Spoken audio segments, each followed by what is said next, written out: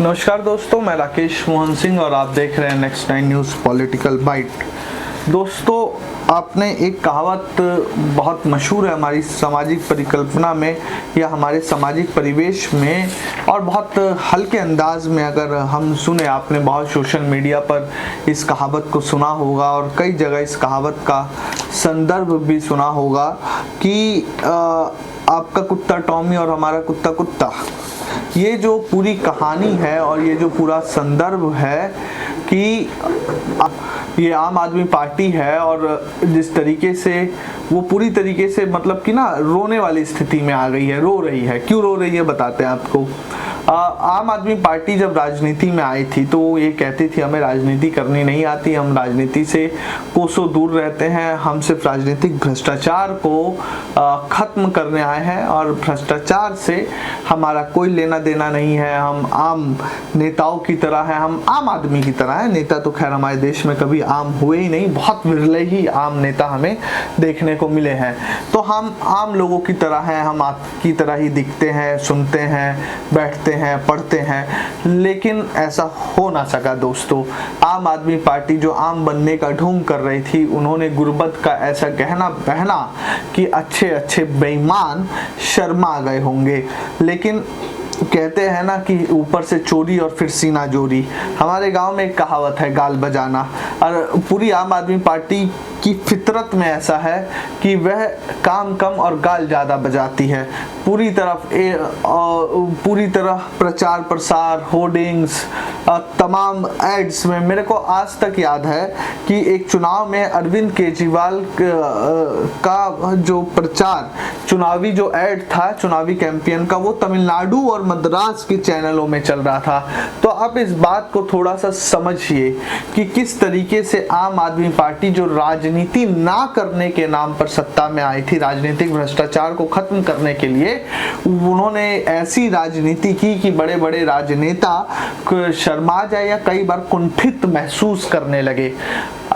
आम आदमी पार्टी ने कभी भी राजनीतिक शुचिता और सिद्धांतों का ख्याल मेरे को याद नहीं पड़ता कि कब रखा।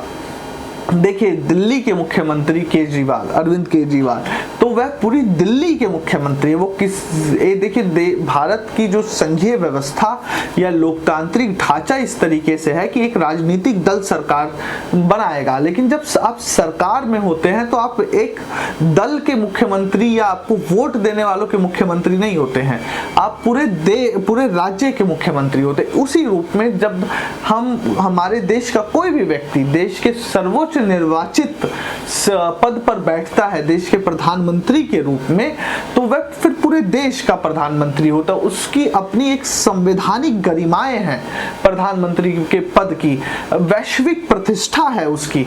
लेकिन अरविंद केजरीवाल और पूरी आम आदमी पार्टी के सोशल मीडिया हैंडल्स को अगर आप खंगालेंगे तो किस रूप में आप देखेंगे कि प्रधानमंत्री पद की गरिमाओं को तार तार किया गया है, वह कहीं से भी न्याय संगत और एक संवैधानिक पद के लिए बेहतर स्थिति को नहीं दर्शाता है।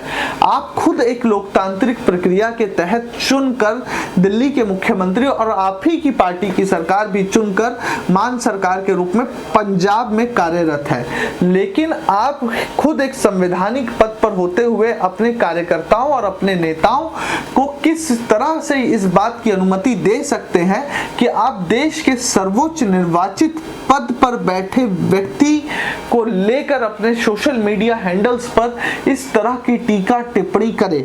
वह कहीं से भी संवैधानिक सिद्धांतों, राजनीतिक शुचिताओं के हित में नजर नहीं आता। लेकिन जब वही कार्य पलटकर दिल्ली बीजेपी करने लग जाती है तो पूरी आम आदमी पार्टी शोक स्तब्ध हो जाती है, अलापने लगती है और कहती है कि हमारे मुखिया की छवि को धूमिल करने का ये कथित रूप से बेकार प्रयास है।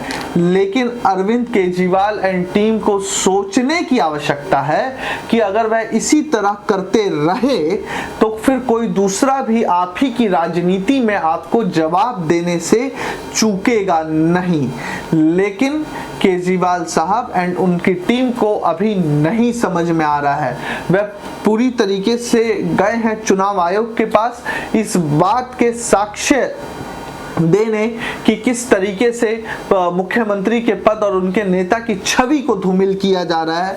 लेकिन आम आदमी पार्टी ने क्या इस बात पर विचार किया कि अगर पलट के चुनाव आयोग ने उनसे पूछ लिया कि आपने देश के प्रधानमंत्री के पद और छवि को खराब करने की कोशिश की है तो इस पर आपका क्या कहना है, तो वह लोग क्या कहेंगे, वह किस रूप में चुनाव आयोग को समझाने का प्रयास करेंगे।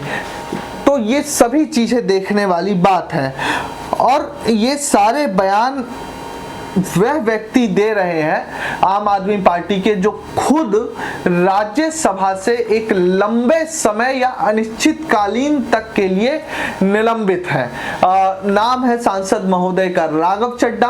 राघव चड्डा इस तरह के बयान दे रहे हैं, लेकिन राघव चड्डा को ये भूलना नहीं चाहिए कि जो चुनाव आयोग है संवैधानिक संस्था है, संविधान के 324 ए के तहत उनको इस तरह की शक्तियां दी गई हैं कि वह अपने विवेकशीलता से इस बात का फैसला कर सके कि कौन किसकी छवि को धूमिल कर रहा है। देखिए दर्शकों, इस देश के लोकतंत्र को महान ये बात भी बनाती है कि इस देश के सभी नेताओं ने, वह चाहे किसी भी दल का हो, हमेशा और सर्वदा राजनीतिक शुचिता का ख्याल रखा है, राजनीतिक मर्यादाओं का ख्याल रखा है।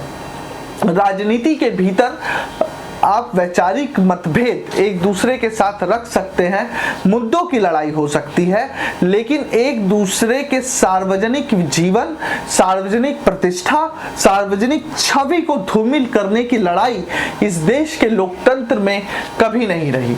जब इस देश में अग्रिम सरकार बनी, अंग्रेजों ने एक तरीके से अर्ध स्वराज्य इस देश के नेताओं को दिया कि आप एक प्लान बताइए कि किस तरीके से भारत काम करने वाला है, आने वाला आजाद भारत। उस दौर में भी कई नेता ऐसे थे जो नेहरू, जवाहरलाल नेहरू और सरदार वल्लभ भाई पटेल से, और कई नेता पार्टी के अंदर कई नेता ऐसे थे कि जो वैचारिक मतभेद रखते थे, उसके बाद भी उन सभी ने देश हित और राष्ट्र हित के लिए एक मत होकर इस देश को बेहतर संविधान दिया।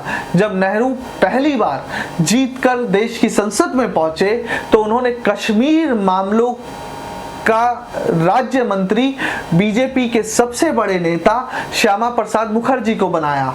जब हम बांग्लादेश से युद्ध जीते तो जेनेवा में भारत की बात को रखने के लिए नेता प्रतिपक्ष अटल बिहारी वाजपेयी को भेजा गया। इस तरह के राजनीतिक, उच्च राजनीतिक मापदंडों पर इस देश की राजनीति चलती रही है। लेकिन वर्तमान और समकालीन राजनीति में जिस तरीके से द्वेष और दुर्भावपूर्ण राजनीति का उदाहरण दिया जा रहा है, वह इस देश के सामाजिक लोकतंत्र के लिए बिल्कुल भी ठीक नहीं है। आप क्या समझते हैं? अरविंद केजरीवाल और आम आदमी पार्टी की तरफ से जिस तरह के पीएम मोदी की छवि को लेकर पोस्ट किए जा रहे हैं, उस पर आपकी क्या राय है? हमें जरूर लिख भेजें। देश और दुनिया की तमाम खबरों के लिए देखते रहिए next time news political bite. धन्यवाद।